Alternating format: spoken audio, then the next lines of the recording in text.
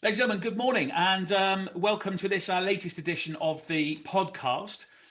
This week, we've got a special guest in, Katie Ford, who is another vet, just like Paul, although she's a vet in terms of animals, not in terms of war zones, just to make that clear, because otherwise this will sound very weird indeed. And in fact, one of the things we're going to talk about today seems entirely appropriate with the launch of the interview that's come out last night with Meghan and Harry. We're going to probably talk about imposter syndrome a little bit at some point today, which I know with Katie and Paul is as far as we're going to get into that topic. So Paul, Katie, welcome. Hello. Hello. I'll start off, Katie. We're both vets. We've known of each other for quite some time now. I think we've got a huge number of friends in common. But I just thought I'd start off. What's quite interesting and perhaps really places us in this last 12 months is 12 months ago, I'd never met you. We'd never actually spoken on the phone or anything like that. We knew each other, but had never actually had a conversation. And now, certainly weekly, at least, maybe a couple of times a week, we have a phone call, we have a chat, we have an email conversation, we have a Zoom call, we have a something going on. So over the last 12 months, we've gone from nothing to quite regular communication. But, and I suppose this is the crux of it, we've never actually met in person. Everything we've done, I'd like to say friendship, our relationship, let's not let Simon and Naomi hear that, our relationship. Oh, you seem to have quite a lot of online relationships with women. Just something I've noticed. Delete my history. Nothing happened. Exactly. So, but our entire relationship, which seems, only a few years ago would seem something from science fiction, is completely based online. I just think that's certainly something of the time, really, isn't it? And it's incredible and testament to how much can actually be done online, isn't it, Paul? Because we were saying just before we jumped on this that it's so strange that I think of you as a very good friend, and I forget when you have that moment of realization of we haven't actually ever met in real life, but that connection's still there. And I think that really is good evidence towards how powerful online platforms can actually be in forming those bonds. We think that it's only possible in real life, but no, it's absolutely not just. We've got so much that we can gain online. And we were saying before, we think this probably would have been an inevitability eventually. Well, even from a business development point of view, Paul and I, and we were saying a bit earlier on, we've got two new clients, Service.com and Gardner Aerospace, that we're going to deliver some motivational stuff and some leadership stuff to this week. And I've never met any of them, which for us is a revelation, because our thing was always kind of old-fashioned networking, go meet people, have lunch or drink with somebody or do whatever you do. And actually, both of those two companies, that the relationship has been entirely formed electronically. And actually, just to pick up on what you're saying, Kate, as well, I think what's really, really cool about that is arguably we've had more meetings and got the events more refined because we've only ever communicated via Zoom or a mobile phone. We're super comfortable doing that now. So actually, those courses and those events that we've put together have been really well refined because we've, ironically, probably had more communication than had we been trying to get face-to-face. I don't know, it's just interesting. Definitely. And like you say, I think this was something that was going to happen, but it probably would have taken 5-10 years to get people to realize the power of using Zoom, using Blue Jeans, using Google Meet, whichever platform that you want to use, and realizing the power. You lost me at Zoom, Katie. Sorry. Yeah, that's it. Just Zoom, no idea what mainly. You're talking about. I tell you, that's definitely our favorite one as well. But my partner and I, over lockdown, actually launched a virtual event business, and it's amazing that we've never met any of those clients in real life yet. We've been a part of some of their triumphs. We've been part of seeing their end of year reviews. We've seen them bring people together across the globe that maybe might not even have been possible because of the expenses of getting people there, and the friendships like Paul and I's that have been forged through a screen, that if you'd said 18 months back, oh, could you actually get good friends with someone online? It would sound like some sort of dodgy online relationship that everyone would go, no, it's not possible. You've got to know people in real life. Yes, good. I've just dodged that one. Absolutely. but quite interestingly as well, Tim and I do quite a lot of leadership talks and training and delivery to people who are perhaps new into a leadership role. And a lot of them, because the churn is still happening, you know, people are still moving jobs, joining companies and leaving companies. We've now got, you know, a chunk of leaders out there who are leading people that they've never met. And, you know, I do feel a little bit sorry for them. Maybe it's my age, maybe it's the generation I am. I still feel that leadership is easier face to face. When I'm in a room with someone, I can look them in the eye and have a chat. But I suppose, thank God it happened now and not 5 years ago, because trying to lead over a phone call would be horrendous. At least trying to lead over Zoom or Blue Jeans, etc., is doable. But there is still something in me that says it's going to be good to get back to doing some of that face to face and some of that. I still think, Paul, I agree with you. I still think, and perhaps it leads on quite nicely to talk about imposter syndrome, Katie. But for me, one of the biggest problems is that kind of post-Zoom lull. And, you know, those of you that are partial to your glass of wine, the Irish often refer to it as the fears, you know, which is the morning after, isn't it? It's the, what did I get up to yesterday or do yesterday that I kind of, did I say that, or was that okay or not okay? And for me, I definitely see more people with that via electronic means. So people kind of put the Zoom call down and they're like, oh, was that okay? Was this okay? Should I have said that? So arguably that kind of imposter moment, because you're not getting the feedback and you're not getting the kind of confirmations, if you like, through being around people, I wonder whether that actually then gets the kind of fears, if you like, almost gets worse because you are missing that interaction. I don't know. It's interesting. Potentially. I mean, one of the things that we've always got to remember is there's so much communication that's non-verbal, as you two well know, and the ability to take that in through a screen versus real life is always going to be less so. But I think with using online modalities, what we've got to focus on is what we can do rather than what we can't do. And like you quite rightly said in one of the previous episodes, Tim, I think just remembering that we're humans and having that connection as much as we can do via platforms like this is really important. Like having the chit chat before and afterwards, and remembering that it's a bit like social media. And again, this is quite a big fuel in the fire for imposter syndrome as well, is we get highlights reel. And sometimes on Zoom, we see just the speech and just them being out there and looking really confident. And we don't see the accessories around that maybe we'd see in real life. That, oh, I'm a little bit nervous to go and do this before. You just see them show up, which then can sometimes foster these false illusions that that's what they're like. Oh my goodness, they're so brilliant at presenting and I didn't do that and I stumbled over a word and goodness me. But you might have seen that if you just fostered those bits before and afterwards as well. Yeah, totally. Yeah. And I suppose, again, going back, you know, we're both vets, both veterinary surgeons, both spent a good proportion of our early career being vets. I was not quite clever enough to be a small animal vet. I was a farm vet.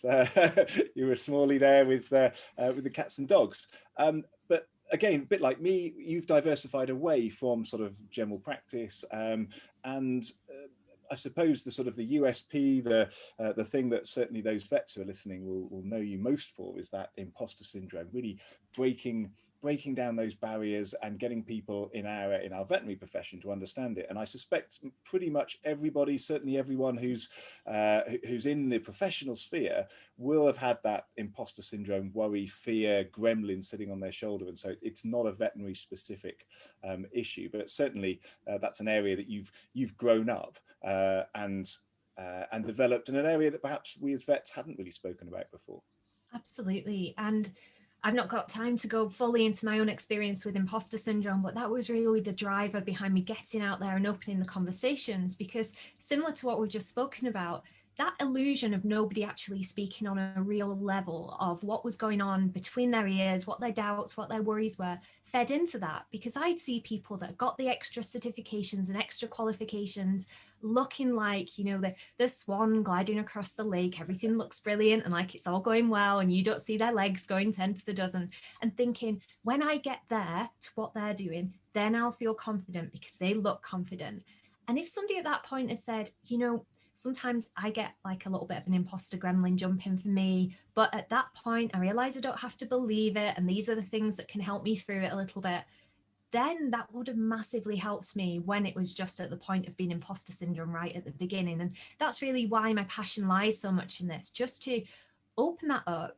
What we externalize, we minimize a lot of the time, and we realize, you know what, regardless of what stage of our career we're at, imposter syndrome isn't a fault or a big label that we hold and go, oh my goodness, I've been diagnosed with imposter syndrome. It's an experience that we'll go through. and just trying to help support people. Yeah, no, I mean, I literally couldn't agree with you more, actually. It was Paul and I were talking earlier. It's quite funny when we have a tendency, because, you know, when you do a bit of afternoon speaking or kind of live keynote speaking type stuff, you inevitably end up talking about the kind of cool stuff that you've done with the military, or the dangerous places you've been with the military, or whatever that might be. In actual fact, for me, the biggest impact on my life, without question, and I know Paul had a similar experience actually, was I went to Sandhurst. So I went to Royal Military Academy Sandhurst at 19. So I effectively did my A-levels, had the summer off, and started at Sandhurst in the January, I think, 95, something like that, went straight to Sandhurst. 19 years old. I had no idea what was going on.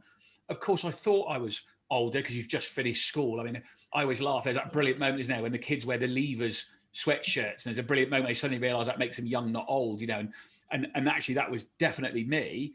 And then arguably worse, because you go through Sandhurst, and do you know what? Some of the guys I was at Sandhurst with were pretty unkind, actually. But I was young and naive, and I get that.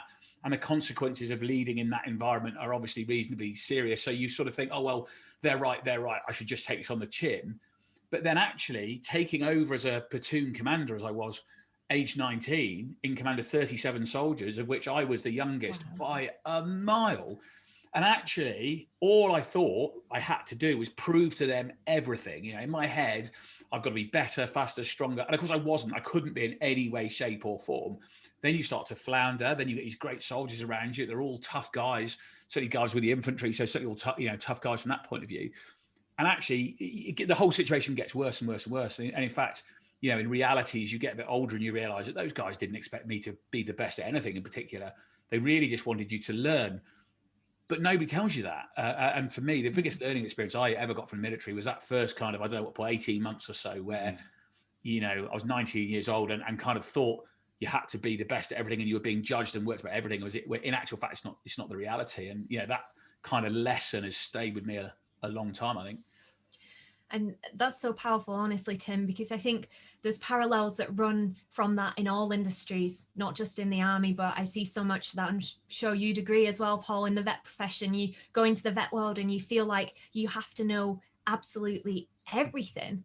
And having that realization that, you know what, nobody knows everything. Because if you're constantly striving to hold yourself to that level that you know everything, it's exhausting, isn't it? Like how could anybody know everything? Like there'd be no fun left if you knew everything. Oh, I already know all of that. Why carry on? But yeah, I think that's a really powerful point, definitely, that if we take that pressure off, that quite often was given to us and we had no choice in that pressure over what success actually is, what a failure actually means. And I was really interested in the last podcast about all the talks over failure there, because pulling them up and seeing them in a different way and seeing what success is in a different way, and rewriting those rules, like you say, Tim, that success was actually going out, doing the best that you could and continually improving rather than being perfect from the start. It makes it so much easier to move forward because you're not just constantly trying to put the accelerator on with a handbrake on, listening to that imposter gremlin, are you? It was when it was, and it took me probably over a decade to realize that other people had imposter syndrome. And that was one of the things that made the biggest impact. And I think that's probably why your talks are so powerful and so successful, is because people suddenly go, that's the light bulb moment. Oh, it's not just me. And when I finally realized that, it just took a lot of pressure off, because I was always, and all of us on this call, I'm sure most people listening, you're always looking at someone who's better than you and going, I just want to be like them. I wonder how are they so successful? Why are they so cool? Why are they so, making life so awesome? Why can't I be like that?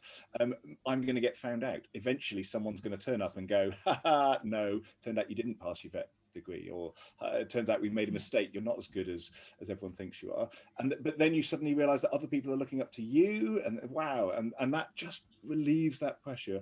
But like I say, it just took well over a decade before I was able to be kind to myself. Well, I think the irony of it now, Paul, I think we were talking about when we had Ed Drake on, the irony of it now is I'm pretty comfortable. I prefer to be the weakest member of any team that we're on. You know, I think you've sort of almost 180 degrees in the wrong way. I don't ever want to be the strongest member of a team I'm on, because therefore, by definition, I'm limiting the team. And, you know, I'm sort of fairly comfortable to be surrounded by people sort of better than me. But I guess that takes, it takes a lot of confidence. And as you said, I'm now 45, not 25, and it's taken that period of time to sort of, I don't know, build that confidence around it. It also actually takes We always, we have our favourite phrase, don't we? That if you have to say that your door is always open, then it isn't. Simple as that. If you have to explain it, then it wasn't. It's very simple. But actually, it takes quite strong leadership as well, doesn't it, to allow people to make mistakes and allow people to learn from it. Because it is a perception of giving up control, isn't it? Which we don't like very much, do we, as human beings? Yeah, that's right. And I think a huge part of leadership is leading by example as well, isn't it? Of saying, you know what, I failed at this and this is what I did about it and it was okay. Or sometimes I'll have these doubts that pop in, because I think one of the biggest illusions is thinking that all the people that we aspire to be have it all sorted out. And until those people are having the conversations and saying, I sometimes still have these doubts, or sometimes I fail and that's okay. There are things that we can do with that. I make mistakes, but it doesn't make me a mistake. It's a behavior, not an identity. Then that really does help open those conversations to the people that look up to them. Because like you just said, Paul, there, my biggest illusion was thinking that I was the only person that ever felt that way. And literally, I won't go too far into my story, but at the point of being a vet that was maybe 3 or 4 years out, had already done her certificate, which was a very early time to do it, sitting crying when I was on call, thinking, why can I never accept what everybody else is telling me is true? Why can't I see it? There must be something really wrong with me.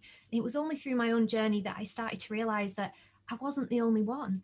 And it wasn't just vets, it was the whole world. And it was people that are like global megastars. It was the people that are up there in roles of presidencies and the highest that people would aspire essentially to be, as it were, if that's how we mark success, still felt the same way. And that was a huge eye-opener to me, to say, you know what, pressure off, everybody doubts themselves at some point. Let's use that as a little trigger to say, maybe I'm growing, maybe I'm stretching my comfort zones, maybe I'm doing something a little bit bigger. And that's just pushing against some of those beliefs that I've had. And these are the things you can do to move forward. I think a lot of it, Katie, Paul and I often talk about is covering each other's blind spots. And I think one of the biggest things for me, and that's where I get confidence from Paul and Cedric and Dave, our other directors and stuff, is that there came a moment when I realised I didn't have to be good at everything. So, there's maybe 1 or 2 things that I am good at, and they're things that have perhaps caused me problems. I think a bit differently. I look at problems a different way, perhaps, to other people do. But they're things that have been quite successful for us during this lockdown period. There's other things I'm absolutely terrible at that I'd have hidden and run away from and previously, but Paul is really, really good at, or Cedric is really, really good at, or Dave is really, really good at. So as a team, we work better together. And for me, that's quite a key moment to go, well, actually, this bit here, it turns out I am quite good at, and I'll do that. But I don't need to be good at this, and this as well, because I am contributing, albeit differently. And for me, that was quite a key. That was quite a key sort of moment in our development, Paul, I think, probably. And you know what? I think the really incredible part of that as well is fitting in with the imposter syndrome topic too. It was in the 90s, I think, but Valerie Young, she put out that there are 5 different types of imposter syndrome. And I really don't zone into these too much, because I feel like a lot of the time people try and adopt them as labels. And if you give someone a character, they either live up or live down to it. So I don't want to say this is the type of imposter syndrome you have and it becomes self-fulfilling. But one of those is the super person who feels like they have to do every role perfectly and handle anything that's thrown of them. And I think you're absolutely right there, Tim, that sometimes we have to step back and say, how much further would I get with my strengths if I put all my energy into what I'm good at? And actually acknowledged, you know what, it doesn't matter if I'm not good at these things, because they're good and we're a team and we go further if we go together, rather than feeling like we've got to try and do everything, because that is exhausting, isn't it? It is, and very hard for new leaders to do. I think it becomes easier, as I think we've all said, it becomes easier with experience and with as you've been doing it for longer, you're like, okay, perhaps I don't need to. And wouldn't it be great if we could learn from someone else's mistakes rather than having to go through this and make our own mistakes along the way and learn? Paul, I think it's weird I say, Paul, it's interesting, is the lessons are all around us, aren't they? I think it's I think it was Stanford University, and they've come up with a theory, and it basically says, like, ignore your weaknesses almost. So in other words, build your strengths rather than shore up your weaknesses. Now, accepting the fact that there has to be a threshold, if you say, I mean, there are certain skills we all need to be good at in life, frankly. But actually take that aside. If you look at sport, I mean, I'm certainly, not a football fan. I know the first thing about it, to be honest with you. But my understanding is, you don't ask the striker to play in goal. You don't expect the goalkeeper to learn to put the ball in the back of the net, because there's no need, and they're never going to do that. the same in rugby. You don't ask the scrum half to play hooker because it's not going to work. So therefore you don't do that. And yet it's interesting that in business, we have this perception that we all have to be all things to all people. And yet nowhere else do you do that. Even in the military, we don't ask a sniper to be a paramedic or vice versa. We don't expect the helicopter pilot to be an infantier. It's just interesting, isn't it? And you know what, it's so true too, isn't it? Because then we end up with this internal pressure that we feel like success is to be able to do all of these roles on our own with no help. And yet, why would we, if you've got a brilliant goalkeeper, say, oh, well, everybody thinks I should be a striker, so I'm going to avoid being a goalkeeper for now because I've got to be good at that as well. When actually they could have been putting all their energy, like you're saying, to that role that they are very good at, and just stripping back some of those beliefs where that little imposter gremlin comes along and says, well, you should really be doing this and you're not very good at that, so you need to improve on it. And saying, you know what, actually, it takes quite a lot of strength to put your hands up and say, I'm not too good at that, but that doesn't make me unvaluable. My value is actually in this, and I'm going to align with it and go and do it and enjoy it and focus on that strength. Definitely. I mean, our little team, Cedric, who's our chief financial officer, I mean, he'd go mental if I suggested that I looked after the numbers one month. Paul, can you only imagine? Can you only imagine the chaos that would create? And it comes down to, like, you can do anything, but you can't do everything, isn't it? And so often I know with my own experience of imposter syndrome, I really tried to spread myself very thinly, to be good at absolutely everything. And when they started doing a lot of the work, when they first documented imposter syndrome in the 70s, they said that quite often a lot of it was driven by, well, there were a lot of different sort of inputs to it, but one of them was the people that were labeled as being a genius child or being the smart one or the clever one. And then what ends up is we have this belief that everything that we do should come easily and should come quickly, and that we should be naturally brilliant at anything that's thrown at us. And that then gets transposed into anything that we do in life, that you feel like if you're not immediately very, very good at something, then somebody's going to find out that you're not actually this genius anymore. And I resonated a lot with that. It's kind of the people that get those stories of, oh, you were reading before everybody else and you were always the smartest one in the class. And what we forget to mention in that is the work that goes into it behind it. And again, I'm very, very mindset. Fortunate, Katie. I've never been any of those things. I've been fundamentally average and at the back pretty much my entire life. So I'm actually quite comfortable with that, really. But it just means I don't quit. I've never quit because actually I've always had to just keep jogging along. So I'm quite fortunate in that respect, really. I've never been actually talented. I don't think anyone's ever used that word of me in the same sentence. You're very modest, Tim, very modest. And there's a great quote, I think, that sort of pulls it together, I suppose, of this, which is, it takes years and years of effort to achieve overnight success, which I think was quite a nice way of sort of looking at it and going, all these people who suddenly appear and it's all been brilliant and it's absolutely been perfect. Actually, it's been years and years of effort and hard work and failure and mistakes all along the way when you really drill into it and find out what. Well, I think it was, I quite like Matthew Said's got a concept, hasn't he, which is that he kind of says, I'm probably going to get in all sorts of trouble for misquoting him, but fundamentally he says that talent doesn't really exist, but it's much more comfortable to talk about talent. So if Paul is significantly better than me at something, a wrong example, Katie, for example. Standard.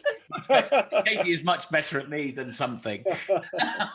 But actually, it's much more comfortable to say that Katie is talented than Katie has practiced or trained or studied much longer and harder than I have.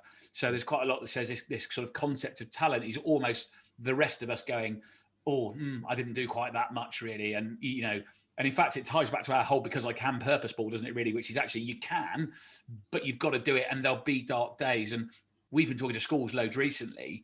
And one of the questions, we were talking about Everest and stuff. And one of the questions that we're always getting asked is, but did you never want to quit? And I said, yeah, I want to quit every day.